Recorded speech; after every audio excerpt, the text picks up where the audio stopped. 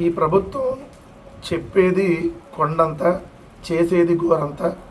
కానీ పబ్లిసిటీ మాత్రం విపరీతంగా ఖర్చు పెడతారనడానికి నిన్న డిఎస్సి మహా ఉత్సవాన్ని పెట్టి దాంట్లో చంద్రబాబు నాయుడు గారు దుబారా చేసినటువంటి డబ్బులు, ఎందుకంటే అది ప్రభుత్వ కార్యక్రమం, కోట్లాది రూపాయలు ఖర్చు పెట్టి వాళ్ళ పార్టీ కార్యక్రమం లాగా, మంత్రులు కూడా లేదు, ప్రోటోకాల్ లేదు, మంత్రులు కానీ కలెక్టర్ కానీ, అక్కడ డైరెక్ట్గా ఓన్లీ సీఎం చంద్రబాబు, బీజేపీ అధ్యక్షుడు అండ్ లోకేష్, వీళ్ళ ముగ్గురు డయాస్.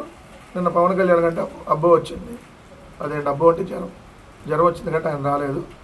సో దాంట్లో నేను చంద్రబాబు నాయుడు గారు మాట్లాడింది, ఇకపై ఏటా డిఎస్సి 15 ఏళ్లలో 14 డిఎస్సీలలో 1,96,619 మంది కొలువునిచ్చాం. మెగా డిఎస్సితో 15,941 ఉద్యోగాలు భర్తీ చేశాం.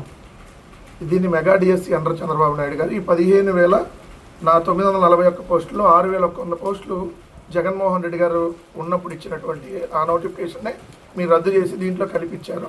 మీరు అప్పుడు చెప్పింది 50,000 పోస్టులు ఉన్నాయని చెప్పారు. మీరు అధికారంలోకి వచ్చినటువంటి ఈ 15 నెలల కాలంలో మీరు భర్తీ చేసిన పోస్టులు కేవలం 15,000. కానీ జగన్మోహన్ రెడ్డి గారు అధికారంలో ఉన్న మొట్టమొదటి 4 నెలల్లోనే 1,35,000 శాశ్వత సచివాలయ ఉద్యోగాలు ఇచ్చారు. ఎక్కడా కూడా పబ్లిసిటీ చేయాల, మీలాగా 100 కోట్లు తగలేసి మీటింగ్లు పెట్టట్లా. జగన్మోహన్ రెడ్డి గారు అధికారంలో ఉన్నప్పుడు ఏదైతే మొత్తంగా 2,31,000 శాశ్వత ప్రభుత్వ ఉద్యోగాలు ప్లస్ కాంట్రాక్ట్ ఉద్యోగాలు 43,923, అవుట్సోర్సింగ్ అండ్ ఇతర డిపార్ట్మెంట్లో 3,73,610 ఉద్యోగాలు, మొత్తంగా 6,48,000 ఉద్యోగాలు జగన్మోహన్ రెడ్డి గారు ఉన్నప్పుడు ఇచ్చారు. 5 సంవత్సరాల్లో 2 ఏళ్ళు కోవిడ్ ఉన్న దీంట్లో మీరు చూస్తే హెల్త్ డిపార్ట్మెంట్లో 40,000, కాంట్రాక్ట్ ఉద్యోగాలను పర్మనెంట్ చేయటం, శాశ్వత సచివాలయ ఉద్యోగాలు 1,35,000. ఇవన్నీ ఇవాండ డిఎస్సికి సంబంధించి 1998లో మీరు వదిలేసినటువంటి డిఎస్సి పోస్టులు 4,059కి జగన్మోహన్ రెడ్డి గారు ఉద్యోగాలు ఇచ్చారు. 2008 డిఎస్సి 2,193 పోస్టులు జగన్మోహన్ రెడ్డి గారు ఇచ్చారు. 2018 డిఎస్సి 6,954 ఉద్యోగాలు జగన్మోహన్ రెడ్డి గారు భర్తీ చేశారు. 2019లో స్పెషల్ డిఎస్సి ద్వారా 602, అలానే కేజీబీవీ రెగ్యులర్ పోస్టులు 1,200, మొత్తంగా 15,000 డిఎస్సి పోస్టులను జగన్మోహన్ రెడ్డి గారు 15,000 ఉద్యోగాలు, ఉపాధ్యాయ ఉద్యోగాలను భర్తీ చేశారు. 6,000కి సంబంధించిన నోటిఫికేషన్ కూడా ఇచ్చేశారు. సో ఇది వాస్తవం. మీరు వచ్చినాకంట విద్యా వ్యవస్థ అంటే చాలా బాగుందంట. లోకేష్ వచ్చిన తర్వాత విద్యా వ్యవస్థ భ్రష్టు పట్టిపోయింది.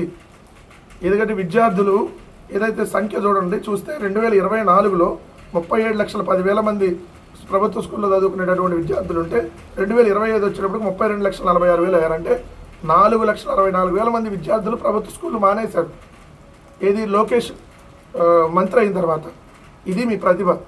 విద్యా దీవెన, వసతి దీవెన అయితే 15 నెలలుగా పెండింగ్.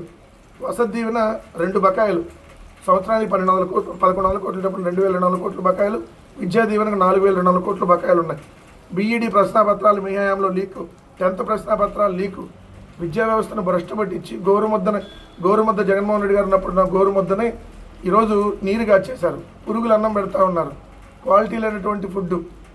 మళ్ళీ యువత ఇంగ్లీష్ మీడియం అని చెప్పి జగన్మోహన్ రెడ్డి గారు వెర్రవీగాడు.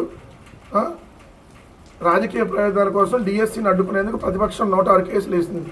మేము ఒక కేసు కూడా ఇలా, మీలాంటి సంస్కారం లేనటువంటి వ్యక్తులు మేము కాదు. ఇక్కడేమో నువ్వు 106 కేసులు అంటావు, ఇక్కడేమో లోకేష్ అంటాడు 150 కేసులు వేశారంటాడు. 106 150? చంద్రబాబు ఏమో 106 కేసులు అంటాడు, లోకేష్ ఏమో 150 కేసులు అంటాడు. మేమైతే ఒక కేసు కూడా వేయలేదు. మాకు అలాంటి అవసరం లేదు. ప్రభుత్వంలోనే మెరుగైన సౌకర్యాలు, బోధన. ఇది మంచి మాట చెప్పావు. మరి ప్రభుత్వ మెడికల్ కాలేజీలు ప్రైవేట్ పరం ఎందుకు చేస్తున్నావు?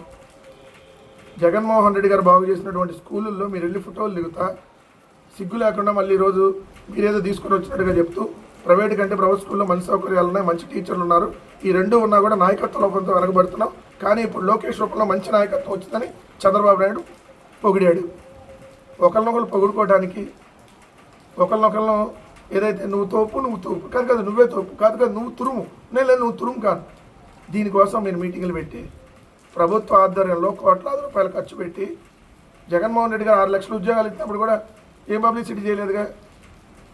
అనవసరమైనటువంటి వృధా ఖర్చులు మీరు చేస్తూ ఉంది.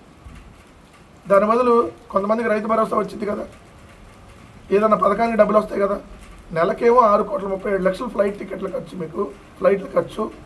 రోజుకో మీటింగ్ పెడతారు, ఏదో ఒక మీటింగ్, రోజుకో 1,00,00,000 1,00,00,000 ఖర్చు. మొత్తం ప్రభుత్వ ధనాన్ని అంతా విచ్చలవిడిగా దుర్వినియోగం చేస్తూ తన సొంత పబ్లిసిటీకి వాడుకుంటున్నారనడానికి ఇది నిదర్శనం.